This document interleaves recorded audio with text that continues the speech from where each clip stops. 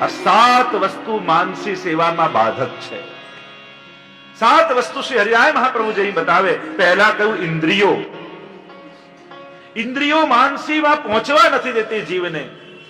સ્કંદમાં સુબોધનીમાં મહાપ્રભુ કહે છે કે ઇન્દ્રિયો 2 પ્રકારની છે. ઇન્દ્રિયા દ્વિવિધાની, દૈવી અને આસુરાની. દૈવી ઇન્દ્રિયો છે ને આસુરી ઇન્દ્રિયો, આમ 2 પ્રકારની ઇન્દ્રિયો દરેક મનુષ્યની અંદર રહે છે. આસુરાની બલિષ્ઠાની અને આસુરી ઇન્દ્રિયો બલિષ્ઠ છે. દરેકની અંદર 2 પ્રકારની ઇન્દ્રિયો છે. એટલે ઇન્દ્રિયો બહિર્મુખ થાય. ઇન્દ્રિયો ઉપનિષદમાં એને અશ્વની ઉપમા આપવામાં આવે, ઘોડાની ઉપમા આપવામાં આવે. ઘોડાની લગામ આપણા હાથમાં હોય તો આપણે ઈચ્છીએ ત્યાં ઘોડો જાય, અને લગામ છૂટી જાય તો ઘોડો જ્યાં લઈ જાય ત્યાં આપણે જવું પડે. આ ઇન્દ્રિયોનું પણ એવું જ છે. લગામ હાથમાં હશે તો સેવામાં જોડાશે, અને લગામ છૂટી જશે તો વિષયોની પતનની તરફ લઈ જશે. ઇન્દ્રિયો જીવને બહિર્મુખ કરે છે. આ દરેક ઇન્દ્રિયોના દેવતાઓ છે. અને જ્યારે આપણે આ ઇન્દ્રિયોને ભગવત સેવામાં પ્રયુક્ત નથી કરતા ત્યારે આ દેવતાઓ પણ આપણને શ્રાપ આપતા હોય છે. કારણ એમને ભગવત સેવામાં જોડ્યા નહીં. આંખના દેવતા, કર્ણના ઇન્દ્ર એ દેવતાઓ, હાથના દેવતા, દરેકના ઇન્દ્રિયોના દેવતાઓ છે. અને જ્યારે તમે એનાથી વિષયો જ ભોગવો છો ત્યારે એ દેવતાઓ પણ નારાજ થતા હોય છે. ઇન્દ્રિયો બહિર્મુખ કરે છે. બીજું કહ્યું વિષયો. ઇન્દ્રિયોમાં રહેલા વિષયો, વિષયા, વિષય ભોગવવાની લોલુપતા માનસી સિદ્ધ નથી થવા દેતી. આ વાણી, આ નેત્ર, આ કર્ણ, દરેકના પોતપોતાના વિષયો છે. એનો વિસ્તાર નથી કરતો. અનેક પ્રકારના વિષયો છે અને એ જ વિષ છે. કાલીય નાગ એટલે જ કહ્યું એનું દમન કર્યું. બધા જ અસુરોને માર્યા, પણ કાલીયનું દમન કરવું એ ઇન્દ્રિયાધ્યાસ છે. ઇન્દ્રિયોમાં રહેલા વિષયો એ જ વિષ છે. ત્રીજું કહ્યું લૌકિકી, લૌકિકતા. આ સંસાર આપણું લૌકિક એ પણ આપણી ભક્તિ સિદ્ધ થવા નથી દેતો. કારણ કે ક્યાંક ને ક્યાંક બાધા કરે જ છે આપણું લૌકિક. ચોથું કહ્યું બુદ્ધિ. બુદ્ધિમાં તર્ક હોય, હૃદયમાં લાગણી હોય ને બુદ્ધિમાં માંગણી હોય. બુદ્ધિ પ્રધાન વ્યક્તિ હંમેશા માંગણી પ્રધાન હોય. બધાને બદલવાની કોશિશ કરે. બુદ્ધિ પ્રધાન વ્યક્તિ હોય ને એ આખી દુનિયાને બદલવાની કોશિશ કરે, પણ હું એમનો એમ રહીશ. આ બુદ્ધિ પ્રધાન. આજે બુદ્ધિ બહુ વધી છે પણ બુદ્ધિની શુદ્ધિ ઘટી છે. અને બુદ્ધિશાળી વ્યક્તિને ભટકવાના વધારે ચાન્સીસ છે. કારણ કે બુદ્ધિને હંમેશા તર્ક જોઈએ, અને તર્ક આપનારો વ્યક્તિ મળી જાય એટલે બુદ્ધિ ભટકી જાય. અને એટલે જ પ્રભુ કહે મય્યેવ મનાધત્સ્વ મયી બુદ્ધિમ નિવેશય. બુદ્ધિ પણ તું મારામાં જ લગાવી દે. કારણ કે એને છૂટી રાખીશ તો એ તર્ક કરતી રહેશે. બુદ્ધિથી એ પરમાત્મા પમાતા નથી. એ તો યમે વૈશે વૃણુતે તેન લભ્ય. કેવલ કૃપા દ્વારા પમાય છે. આપણી બુદ્ધિ ગમે તેટલો દુનિયામાં બુદ્ધિશાળી માણસ હોય, વધારેમાં વધારે કેટલી બુદ્ધિ ચલાવી શકે? પોતાના સ્વાર્થથી વધારે તો કોઈની બુદ્ધિ વિચારતી નથી. ગમે તેટલો બુદ્ધિશાળી વ્યક્તિ હોય, પોતાના સ્વાર્થથી બહાર નથી વિચારી શકતો. આજ સત્સંગમાં વાતો સાંભળી બુદ્ધિમાં જાય. હવે બુદ્ધિથી ચરણ સુધીનું અંતર કેટલું? 5 ફૂટ, 5.5 ફૂટ, 6 ફૂટ. પણ બુદ્ધિમાં રહેલી વાતને આચરણ સુધી આવતા આવતા 60-60 વર્ષ નીકળી જતા હોય છે. આ 6 ફૂટ, 5.5 ફૂટ અંતર કાપતા કાપતા આખી જિંદગી નીકળી જાય છે. બુદ્ધિનો પ્રયોગ જો વધારે કરશો તો પણ પહોંચી નહીં શકો. કારણ કે બુદ્ધિમાં લૌકિકતા રહેલી છે. અલૌકિકતા મનમાં છે, હૃદયમાં છે, અને બુદ્ધિમાં હંમેશા લૌકિકતા હોય છે, તર્ક કરતી હોય છે, ભૌતિકતા હોય છે. એ બાધક છે. પાંચમું કહું પ્રતિબંધ. એ માનસી સેવા સુધી નથી પહોંચવા દેતું. 2 પ્રકારના પ્રતિબંધ છે, જીવકૃત અને પ્રભુકૃત. એક પ્રતિબંધ છે જીવકૃત. આપણે જ અનેક પ્રકારના પ્રતિબંધો આપણા ઉભા કરી લઈએ છીએ. અને બીજું છે ભગવતકૃત. ઠાકોરજી જ ઈચ્છતા ન હોય કે આને મારામાં નિરોધ સિદ્ધ થાય, યા આને માનસી સિદ્ધ થાય, આનું ચિત્ત સેવામાં લાગે, એમ ઠાકોરજી જ જો ન ઈચ્છે તો એને અનેક પ્રકારના પ્રતિબંધો પેદા થાય છે. એ ભગવતકૃત પ્રતિબંધ છે. સતત ઉદ્વેગ જ રહેતો હોય સેવામાં. કેમે કરીને સેવામાં અનુકૂળતા જ ન આવતી હોય ત્યારે એમ માનવું કે આ ભગવતકૃત પ્રતિબંધ છે. ઠાકોરજી જ ઈચ્છતા નથી કે આ સેવા. છઠ્ઠું કહ્યું ઉદ્વેગ, સતત મનમાં ઉદ્વેગ રહે. અને સાતમું કહ્યું લૌકિક ભોગ. લૌકિક ભોગવવાની ઈચ્છા, મહેચ્છાઓ, આકાંક્ષાઓ એ પણ ચિત્ત પ્રભુમાં લાગવા નથી દેતા.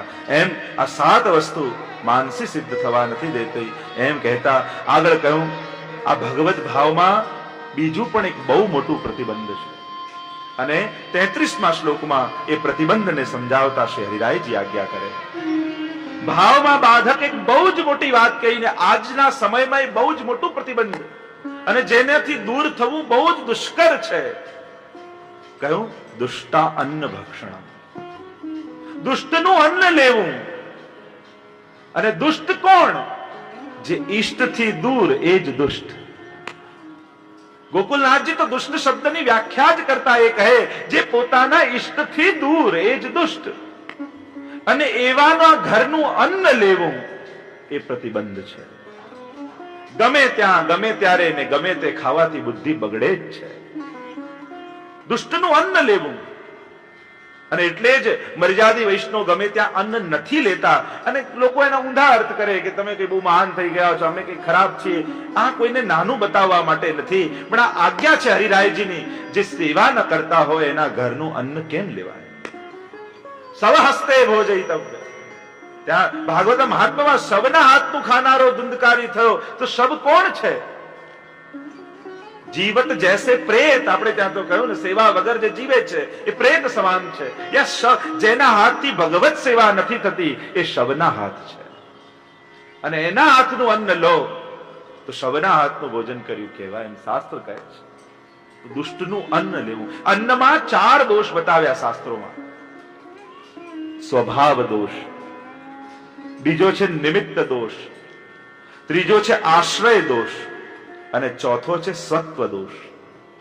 આ 4 દોષો શાસ્ત્ર અન્નમાં બતાવે છે. પહેલો છે સ્વભાવ દોષ યા સ્વરૂપ દોષ. કોઈ વસ્તુઓ સ્વરૂપથી દુષ્ટ હોય. ઘણીવાર અમુક વસ્તુઓ નથી ખાતા, એની પાછળ બીજું કંઈ કારણ નથી હોતું, પણ એનું સ્વરૂપ, એનો રંગ, એનો આકાર એવો હોય કે એનાથી ગ્લાનિ પેદા થાય. જેમ ઘણી વસ્તુ તડબૂચ આદિ માનવામાં કે નથી લેતા, એની પાછળ બીજું કંઈ કારણ નથી હોતું, પણ મૂળ કારણ એ હોય છે કે એનો રંગ અને આકાર એવો છે કે અભક્ષ પદાર્થ જેવો લાગે, એટલે સ્વરૂપથી દુષ્ટ છે.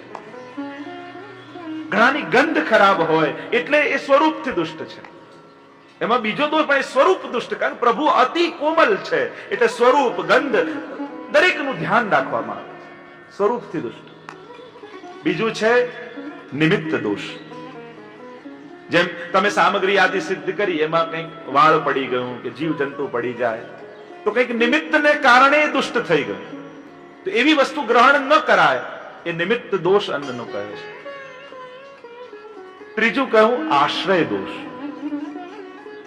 અન્ન શુદ્ધ છે, બધું જ બરાબર છે, પણ આશ્રય એટલે કે જે પાત્ર લેવામાં આવ્યું છે પાત્ર એઠું હતું, ગંદુ હતું, યા બનાવનાર સ્નાન કર્યા વગરનો હતો, અપવિત્ર અવસ્થામાં હતો.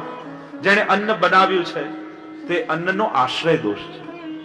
તો એવું પણ અન્ન અગ્રાહ્ય છે, એનું ગ્રહણ ન કરાય. એ પણ છે કારણ કે અન્નથી મન બને છે. એટલા માટે આ બધું અન્નની સાવધાની કેમ રાખવામાં આવે છે? કારણ કે ભગવદ ગીતામાં ભગવાન કહે છે કે અન્નથી મન બને છે, અને મન જો દૂષિત બને તો ભક્તિમાં ચિત્ત ન રહે. તો આશ્રય દોષ. બનાવનાર અપવિત્ર હોય યા જે પાત્ર લીધું હોય એ અપવિત્ર હોય. અને ચોથું કહ્યું સ્વત્વ દોષ. જે અન્ન સારામાં સારું છે, વાસણ સારામાં સારું છે, બનાવનાર સારામાં સારો છે, પણ એ અન્ન જેનાથી આવ્યું છે એ પૈસો ઈમાનદારીનો નહોતો. એ સ્વત્વ દોષ. એનું સ્વત્વ સારું નથી.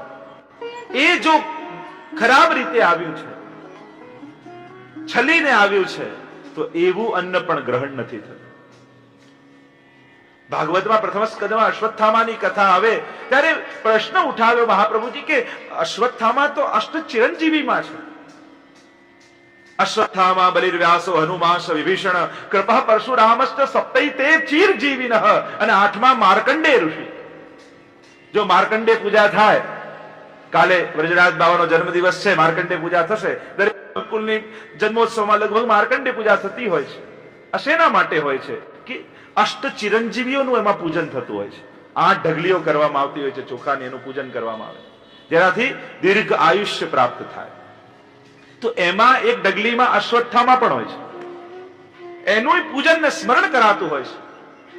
તો વિચાર થયો કે જે સ્મરણ કરાય છે એ આવો દુષ્ટ કેમ થયો કે પાંડવોના 5 બાળકોના મસ્તક વિધિ નાખ્યા, છેદી નાખ્યા? એનું કારણ બતાવતા મહાપ્રભુજી કહે કે એની બુદ્ધિ કેમ બગડી છે? કારણ કે એને દુર્યોધનનું અન્ન ખાધું છે, અને દુર્યોધનનું અન્ન જ્યાં સુધી એની લોહીમાં વહેતું રહેશે, શરીરમાં, ત્યાં સુધી એની બુદ્ધિ આવી જ રહેશે. આ અન્નનો પ્રભાવ છે. મહાભારતમાં એવી કથા કહેતા હોય છે કે એકવાર જ્યારે યુદ્ધ શરૂ થવાનું હતું ત્યારે દુર્યોધન આવ્યો સહદેવ પાસે, અને કહેવાય કે સહદેવ ત્રિકાલ જ્ઞાની હતો, પણ એને પૂછો તો એ ભવિષ્ય કહી શકે. એટલે દુર્યોધન આવ્યો સહદેવ પાસે ને પૂછવા માટે, યુદ્ધ શરૂ નતું થયું, પૂછ્યું કે શું થવાનું છે, મારું ભવિષ્ય શું છે? અને સહદેવે કહ્યું કે 18મા દિવસે તું યુદ્ધ હારીશ અને તારું મૃત્યુ થવાનું છે. ગભરાયો દુર્યોધન, મારું મૃત્યુ ટળે કઈ રીતે? બીજો પ્રશ્ન કર્યો. સહદેવે કહ્યું કે કોઈ સંત, કોઈ શ્રેષ્ઠ, કોઈ સત્વવાળો વ્યક્તિ જો તને આશ્રય આપે તો તારું મૃત્યુ ટળી જાય. તુરંત પ્રશ્ન કર્યો દુર્યોધને, તો આવો સત્ય પ્રતિષ્ઠિત વ્યક્તિ છે કોણ? ત્યારે સહદેવે કહ્યું કે દાદા ભીષ્મ, એ જો તને આશ્રય આપી દે તો તારું મૃત્યુ ટળી જાય. દુર્યોધને તરત પૂછ્યું, પણ એ મને આશ્રય આપે કેમ? સહદેવે કહ્યું, જો એમની બુદ્ધિ બગડે તો તને આશ્રય આપે. તુરંત દુર્યોધને પૂછ્યું કે એમની બુદ્ધિ કઈ રીતે બગડે? અને સહદેવે કહ્યું, જો એ દુષ્ટનું અન્ન ખાય તો એની બુદ્ધિ બગડે. તો દુર્યોધને કહ્યું, આવો દુષ્ટ છે ક્યાં? સહદેવે કહ્યું, તું. બધાને મારીને તારે જીવવું છે, તારા કરતા મોટો દુષ્ટ કોણ? જો તારું એઠું એ ખાય તો એમની બુદ્ધિ બગડે. દુષ્ટનું એઠું જો એ ખાય તો બુદ્ધિ બગડે. અને એટલે જ પુષ્ટિ માર્ગમાં આ બધું ધ્યાન રાખવામાં આવે છે. આ કોઈની મનોકલ્પિત વાતો નથી કે મને સૂજ્યું ને આમ કરવા લાગે. આ બધી શાસ્ત્રોક્ત વાતો છે. આ બધું ધર્મના નિયમોમાં આવે છે, અને એટલે આ બધું સાચવવામાં આવતું હોય છે, એઠું જૂઠું આદિ, કારણ કે શાસ્ત્રએ મના કહી છે. શ્રી ગુસાઈજી પ્રભુ ચરણે પોતાનું ચરવિત તાંબુલ આપ્યું ગોપાલદાસને, અને બુદ્ધિ કેવી અલૌકિક થઈ ગઈ. એ અધરાવૃત કહેવાય છે. નંદદાસજીને જૂઠન પાતલ આપી અને એક વિષયમાં આસક્ત નંદદાસજી, એ જ પ્રેમ ફેરવાઈ ગયો ઠાકોરજી તરફ. બુદ્ધિ અલૌકિક બની. એવા તો અનેક પ્રસંગો 84-252 આપણે જોઈ શકીએ.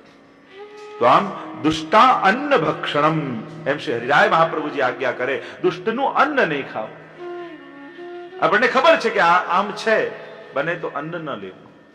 આગળ કહ્યું અસમર્પિત ભક્ષણમ, પ્રભુને ધર્યા વગરનું અન્ન એ લેવાથી પણ ભાવનો બાધ થાય છે. જે વસ્તુ પ્રભુને ન ધરી હોય મારાથી કેમ ગ્રહણ કરાય? એ ભાવ જ્યારે વૈષ્ણવમાં આવે અને અસમર્પિત ગ્રહણ થાય તો પણ ભાવને બાધ થાય છે. જો બધું જ ન ધરી શકતા હો, બધું સમર્પિત ન કરી શકતા હો, તો બધું પ્રસાદી તો કરી શકો છો. બધું સમર્પિત ન લઈ શકીએ પણ બધું પ્રસાદી તો બનાવી શકીએ ને. ભલે મિશ્રી ભોગ ધરતા હોઈએ પણ એ જ પ્રસાદી મિશ્રી આપણા બધા જ ભોજનના પદાર્થોમાં પધરાવીએ તો ભલે સમર્પિત નહોતું પણ પ્રસાદી તો બન્યું.